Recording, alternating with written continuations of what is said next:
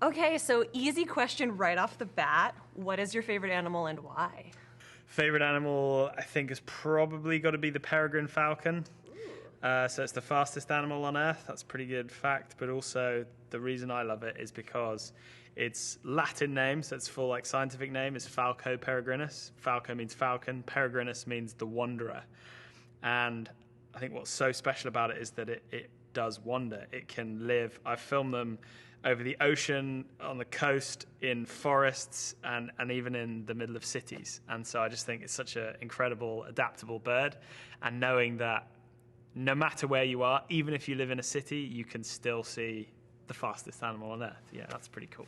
I love that you bring up its wandering nature because you're kind of a wanderer yourself. Sure, not quite as fast as a peregrine, but yeah, do a lot. Someday. So you said in the first episode that Antarctica was one of the toughest regions to shoot in. Is that true? Or what was the toughest shoot for Epic Adventures? 100% Antarctica, yeah. Just to be on that little sailboat, with a lot of people crammed into a small space. It smelt really bad by the end. The ocean was big and scary. It was a real challenge. It was definitely the most ambitious shoot of the series. Is it more frightening being on the ocean or being in the ocean? Because when you go underwater, you're not at the top of the food chain anymore. Sure. Probably on the boat, I am in the hands of an amazing team. Mm-hmm. Whereas in the water, you're kind of in control of your own destiny. So I think that's quite reassuring because you're like, oh, well, it's up to me. I can do this. At the same time, you go, it's up to me. I can't do this. From one host to another, what is unique and challenging about what you do as a wildlife presenter? Because not only are you presenting and you're being entertaining, but you're also doing all of the camera work as well. Yeah, I mean, that is the biggest challenge because when you're in the heat of the moment, you can either focus really heavily on trying to focus, trying to film the thing, or you can put more of your attention into the person filming me and get that stuff, which is equally important for the platform, the concept of the show. Mm-hmm. And you can't have one without the other. So that's the biggest challenge, is just trying to balance those two things. And it's a constant juggling act. And I'm just not very good at multitasking. It'd be really useful if I was. So it's always a bit of a struggle. I would argue that you're being harsh on yourself. The show's really, really wonderful. Oh, thank you. And I think you balanced that super, super well. Oh, good. But for anyone watching who might be wondering, how did you get started in wildlife photography and what inspired you growing up to do this job? Yeah, so my family are all obsessed with water sports. Mum and dad, 3 brothers. And so from a really early age, I was always thrown in the sea. And I think when you spend that amount of time, bobbing up and down on a surfboard or just in the ocean, you gain an appreciation for being outside. That led to me getting really obsessed with wildlife as a kid. I used to, be a bit of a freak at school and just spend all my spare time trying to sneak up on animals, how to get close to them without spooking them. And when I was in my early teens, I realized that if I took pictures of what I was looking at, that was a great way to channel my obsession. Mm-hmm. But it was also a really good way to get other people excited about what I was excited about. And that's basically what my job is now, is getting people excited about things I'm excited about. So all the skills I was learning then, I think I use on a day-to-day basis. And fortunately, I won some young wildlife photography competitions. Mm-hmm. And as a result of one of those wins, got to meet a guy called Steve Winter, who is one of National Geographic magazine's top wildlife photographers. Mm-hmm. He was looking for a new assistant. I've said the right thing at the right time. I kind of see it as like a Willy Wonka golden ticket moment. And he offered me a job, and I worked for him for 2 years, and that was my welcome into the National Geographic family. So you've also worked with David Attenborough. You've been able to shoot your favorite animal, and now you have a Disney series. What is next for you to conquer in this world? Oh, there's plenty. I've only scratched the surface. Well, I'm very excited that we're already working on a season 2. And I can't tell you anything that we filmed because Mickey Mouse will come after me and you. All I can say is that I was pretty nervous after filming season 1 because we did well. We filmed some cool things. but obviously season 2 you got to level up, right? So yeah, I was nervous at the start. I'm less nervous now. Let's just say that. We're halfway through and it's going well. You talk a lot throughout the series about our duty of care and conservation. Why is that an important message for you to bring to the Disney Plus audience? Yeah, well, I think aside from the Disney Plus audience, I think all too often wildlife documentaries have kind of brushed over the fact that the natural world's in trouble. And I think that is really important because, I mean, just from a story perspective, it makes the story better.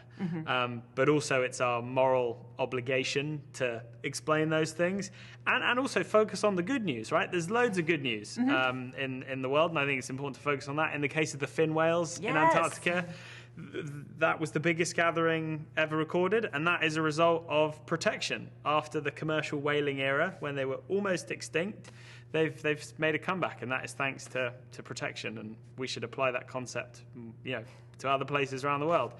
In the case of Disney Plus, what's really exciting about being part of that family is just that, seeing the Disney Plus Day ads go out and just seeing a wildlife show alongside Marvel and Star Wars, that's, totally surreal and bizarre for me, but also exciting that wildlife and the natural world is getting that platform because, one, the natural world's amazing, but two, it really needs our help. And the more people are excited about it, the more we'll want to look after it, and that's good news for wildlife and for people. So crossover for you in a Disney Plus Marvel show at some point? Sign me up. I would love to ask, because we saw you do a lot of really extreme environments, what is tougher to shoot in, being sweaty in Africa or being freezing on the sea? Good question. I much prefer being cold than hot. Okay. But I actually think cold is harder than being hot. Just because if you're hot, you just take more clothes off. Whereas when you're cold, there's only so many clothes you can wear. So yeah, I would say cold for sure. That's definitely the harder one. What was your favorite episode to shoot on? Maybe not the easiest, but the one that you think turned out the best. I think we had so many amazing wildlife encounters. Definitely the Antarctic episode, just because that view of 300 giant fin whales with big snowy mountains and penguins everywhere, that is just chiseled into my mind. And to be above that with the drone and then to get in the water with the whales, it doesn't get better than that. That said, on so many of the different episodes, so many different adventures. Climbing next to the nest of a crowned eagle in the jungles of Zambia, that was... And managing not to be struck by lightning at the same time. Right, yeah. There are just so many crazy moments. It was very, very cool. Do you name all the animals that you encounter? We met Lip, the lion, in one of the episodes, but does everybody get a nickname? I'm generally not one to name wild animals unless it's useful to. And in the case of Lip, it was useful to...